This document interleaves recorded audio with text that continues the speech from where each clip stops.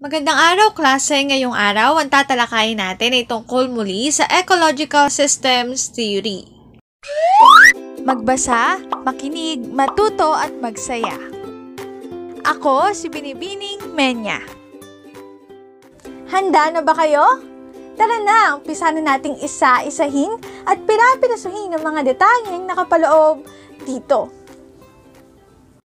Katulad ng binanggit ko kanina, ang ating talakayan ay iikot lamang muli sa Ecological Systems Theory. Partikular na sa ikatlong system o mas kilala bilang exosystem. Tapos na nating talakayin ang unang system o microsystem. Bilang balik-aral, ang microsystem ang pinakamaliit at pinakamalapit na system sa isang individual. Ang microsystem ay binubuo ng pamilya, mga kaibigan, kasama sa komunidad, guro, kaklase. Kung gusto nyong mapanood yung ating naging talakayan sa microsystem, pwede nyo itong bisitahin sa aking channel, Binibining Menya, at i-browse nyo na lamang doon. May thumbnail at may pangalan naman doon. Nakalagay, microsystem. Ang pangalawang system ay tinatawag na mesosystem. Bilang balik-aral, kapag naman sinabi nating mesosystem, ito naman yung interaction ng mga environment na nasa microsystem. Halimbawa ay family and school, community and peer group and family. Kung gusto nyong mapanood yung naging talakayan natin tungkol sa mesosystem, pwede nyo itong bisitahin sa aking channel, Binibining Menya, at i-browse nyo lamang doon at makikita nyo yung thumbnail at pangalan na nakalagay na mesosystem. Ngayong araw, tatalakayin natin ang ikatlong system na under ng Ecological System Theory. Ito ay tinatawag na exosystem. Kung mapapansin nyo, yung nakasulat dito sa slide is ecosystem. Patawarin nyo ako at nagkaroon ng typographical error. Ito ay dapat na exosystem. The exosystem in Bronfenbrenner's ecological model patterns to the linkage that may exist between two or more settings, one of which may not contain the developing children but affect them indirectly nonetheless.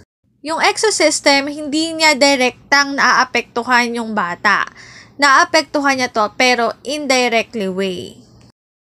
Based on Bronfenbrenner's findings, people and places that children may not directly interact with may still have an impact on their lives.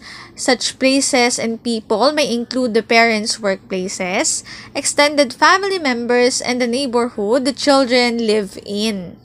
Ang gustong iparating ni Mr. Bronfenbrenner ay may mga tao at may mga lugar na hindi naman pinupuntahan, hindi naman kinakausap ng isang bata, pero nakaaapekto pa rin sa kanya. Ang ilan sa halimbawa nito ay yung kumpanya or lugar na pinagtatrabahuan ng magulang ng isang bata. Ang isa pang halimbawa ay extended family members. Kapag sinabi natin extended family, a family that extends beyond the nuclear family, including grandparents, aunts, uncles, and other relatives who all live nearby or in one household. Siguro, nagtataka kayo kung bakit yung lolo at lola, tita at tito ay kasama sa exosystem. Di ba ang lolo at lola, tita at tito, kadalasan magkakasama lang naman tayo sa iisang bahay, kaya dapat ito ay kasama sa microsystem. Ang tingin ko dito ay dahil ito sa location ni Mr. Yuri Bronfenbrenner. Siguro doon sa lugar nila, hindi nakasanayan na kasama yung lolo at lola, tita at tito sa iisang bahay. Dito kasi sa atin sa Pilipinas, sanay tayo na kasama natin sila, sanay tayo na magkakalapit lang tayo at magkakasama sa iisang bubong. For example, a father who is continually passed up for promotion by an indifferent boss at the workplace may take it out on his children and mistreat them at home. This will have a negative impact on the child's development. Katulad nga ng nasa halimbawa, yung tatay daw ay na-promote, kaya naman nabawasan na yung oras niya doon sa kanyang mga anak. Ito ay under ng exosystem kasi una, hindi naman yung bata yung na-promote. Pangalawa, hindi naman yung bata yung nagkatrabaho doon sa kumpanya. Pero, at the end of the day, apektado pa rin siya. Ayun yung tinatawag na exosystem. Hindi mismo nangyayari doon sa bata pero naaapektuhan pa rin siya. Paano siya naapektuhan?